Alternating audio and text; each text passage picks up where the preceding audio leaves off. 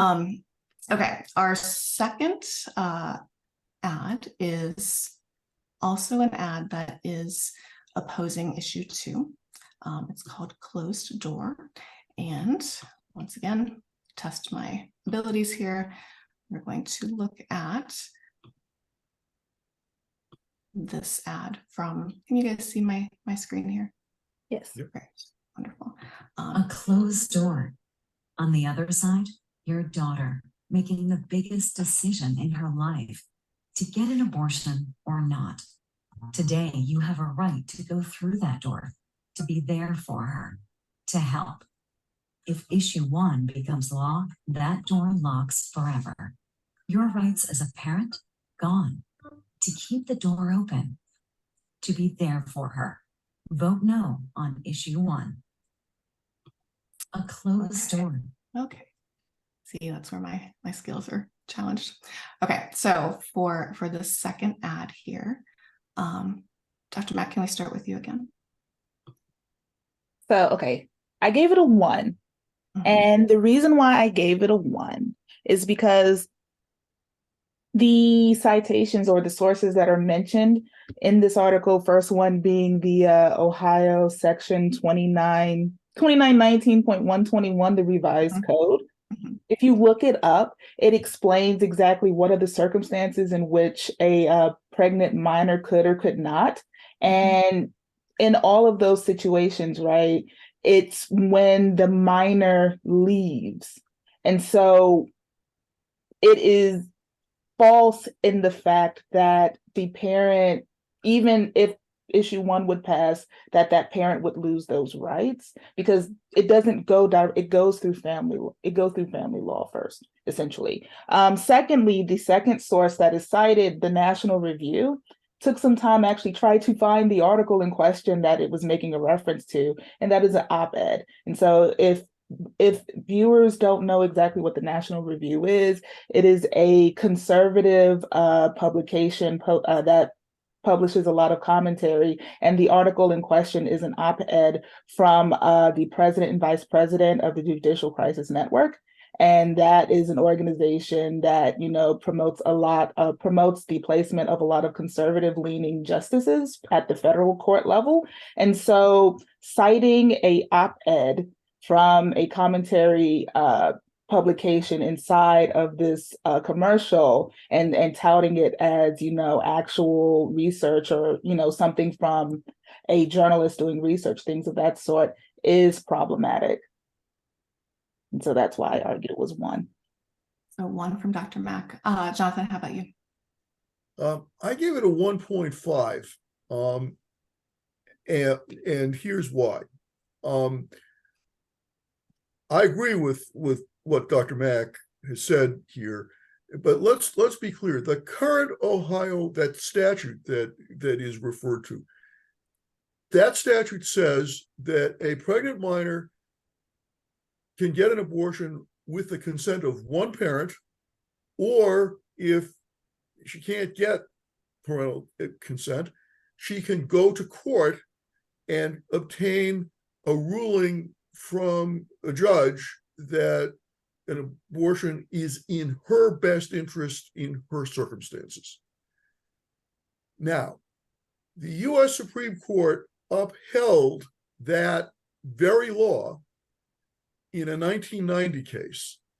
And that's, back years before Dobbs, back when the Supreme Court had recognized a strong federal constitutional right to abortion.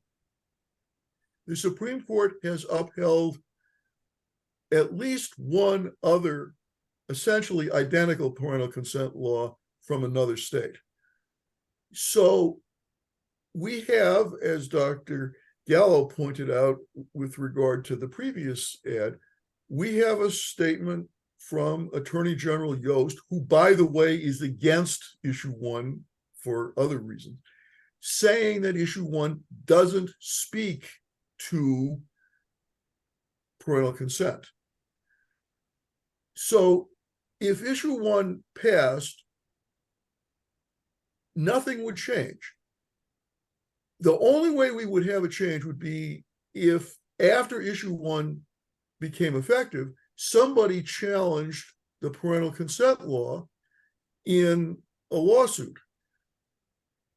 And I think it is unlikely that that lawsuit would succeed precisely because the US Supreme Court, whose rulings are not binding on the meaning of issue 1, but I think since we're talking about a robust abortion right, if the idea is that this parental consent law was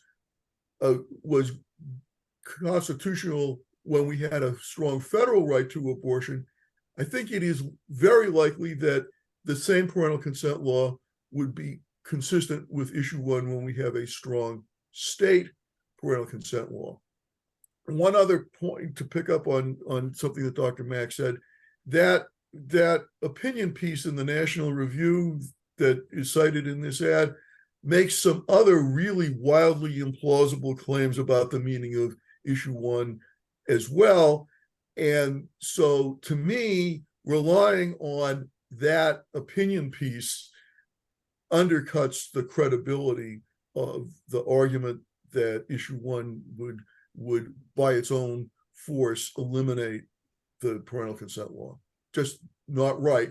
But as I said, I gave it a 1.5 rather than a 1 because I think that it is, there is a possibility, however remote, that the Ohio Supreme Court might at some point say that maybe the parental consent law is inconsistent with issue 1, although I'd be really surprised if it said that.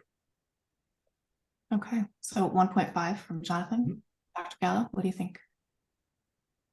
I gave it a 1. I think this ad is fact-free for the points that have been raised. I don't think that, I think it's clear that this amendment would not change the parental consent law.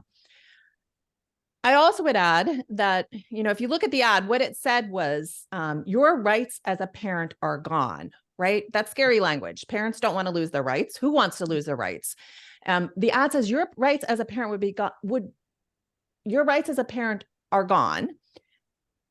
Ironically, though, if issue 1 didn't pass and we went back to a restrictive environment, such as where we were with a 6-week ban, parents in that situation would lose rights, right?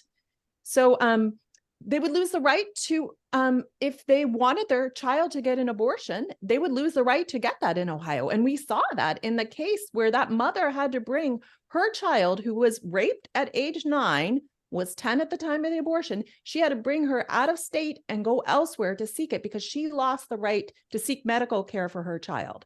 So it's a little bit, for mine, I'm definitely a 1 on this because I think it's completely fact-free.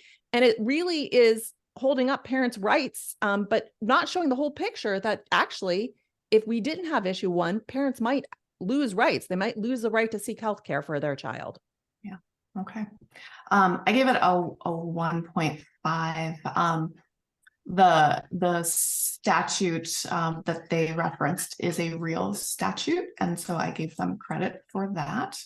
I thought this one was psychologically interesting. They, coming just kind of from a political communication perspective, they kind of start with the darkness and the separation of the parent and the child, and then they bring the mother and child together, and it's kind of the golden hour. And as a mama, I certainly appreciate the idea that, when mothers and daughters are brought together, everything is made better. Though I'm not sure my daughter would always agree with that one, but that's not the reality for many people, and it's also just not relevant in this case. So again, I gave it a 1.5 as well, because substantively on the facts, I agree with what you all have to say.